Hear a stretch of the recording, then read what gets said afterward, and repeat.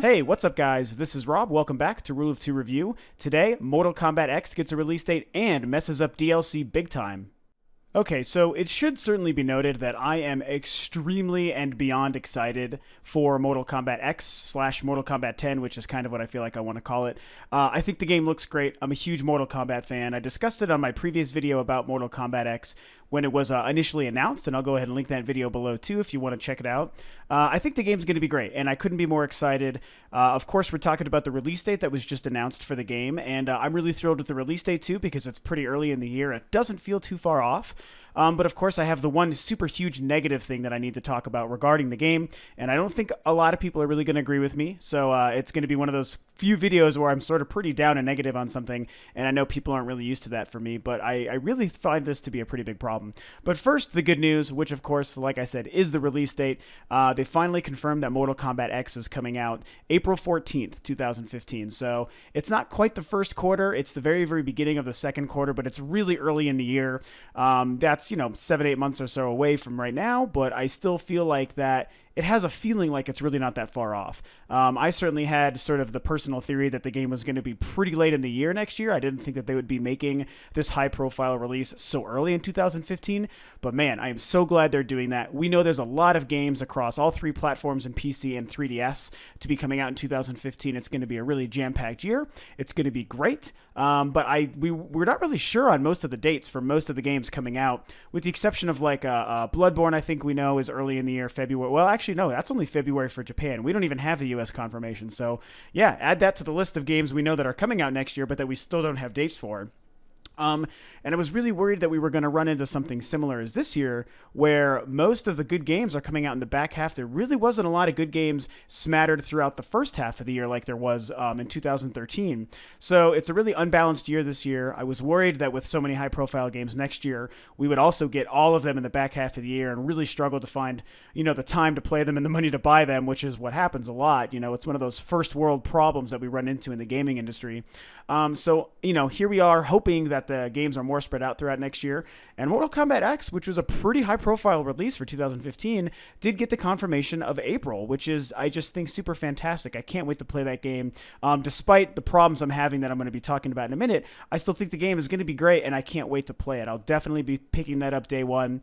I'm not sure what platform I'm going to be picking it up for yet. I can only imagine we're going to be getting exclusive content on one or the other, PS4 or Xbox One, which is going to be really stupid, but regardless, it's probably going to work, and whichever system will end up having the best exclusive content is going to be the system that I end up buying the game for.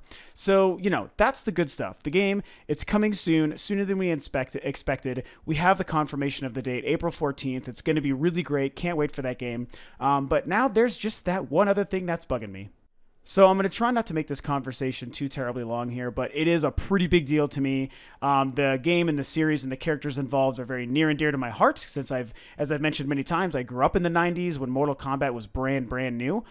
So I definitely have a love for the series that goes back to its roots. So this really matters to me, and it also kind of speaks volumes as to how the video game industry is working right now and why there are a lot of issues with how they deliver the content to us.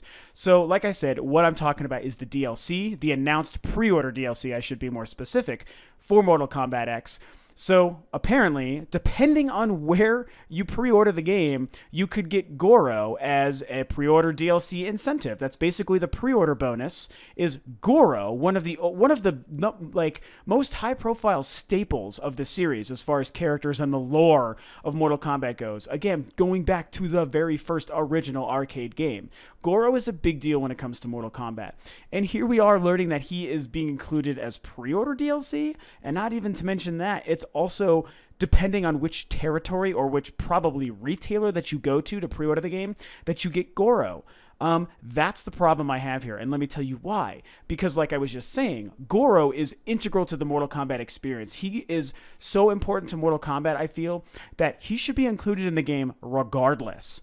And if he's not going to be included in the game, just leave him out entirely, or at the bare fucking minimum, he should be included in pre-order DLC regardless of where you get it. The fact that it's possible for this new Mortal Kombat to come out with Goro, but not everyone who buys or plays the game can have Goro as a playable character or even an unlockable character within the game itself, to me is complete bullshit. I hate to be mad and down on this, but I think it's absolutely fucked up. It is the wrong thing. And like I said, it's indicative of a lot of the problems happening with the gaming industry and the way these companies are releasing these half-assed, incomplete versions, or the retailers are fighting to get your dollar here but not there because they're going to offer better stuff here or there. And it's like I said, the problem is not everyone who has Mortal Kombat might be able to play as Goro. Like, Goro should be a universal character. This isn't like some created characters for the sake of DLC, which is what I think they probably should have done here.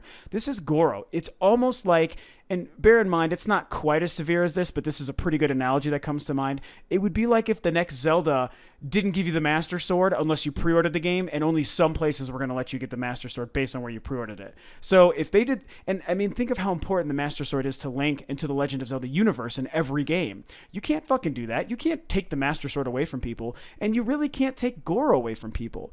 So again, if this was like either a brand, like I said, a new character maybe created for the sake of DLC, like, oh, get the bonus character, you know, Johnny Smithface, you know, if you pre-order from GameStop, like, okay, like no one really cares about him because he doesn't mean anything, but he would be a nice bonus if somebody wanted to get that extra, like, 20th character or what have you, that's fine. Or even like one of the lesser known characters that don't go as far back as Goro, like Rain or somebody, or Ermac, characters that are like cool, neat novelty characters, but aren't important to the mythology and the lore and the origins of Mortal Kombat, the game series.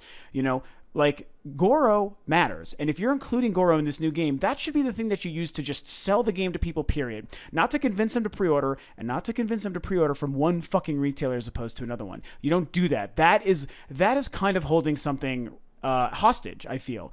A character like Rain or Ermac or a brand new one, or any other myriad smaller, or Striker, somebody who's like kind of just an okay Mortal Kombat character, that wouldn't be holding it hostage. Would literally be a quantifiable bonus, and something that I feel like in the realm of this stupid DLC pre-order stuff, that would be probably more acceptable.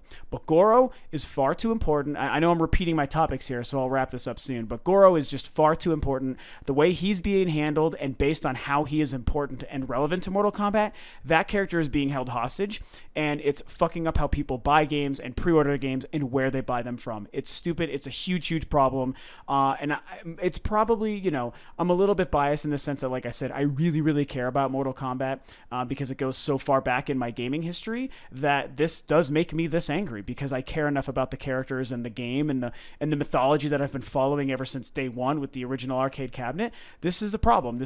And like I said, it's a problem for Mortal Kombat, it's a problem for the character Goro, and it's a problem for the gaming industry because it's kind of exemplifying some of the larger issues and putting them on display. So yes, I'm excited for the game. I can't wait to play it. I will be picking it up for whatever system makes the most sense at that time, but I am beyond outraged and pissed at what they're doing with Goro. It's the wrong way to handle DLC, and it's the wrong way to handle one of the most important characters in all of Mortal Kombat's history.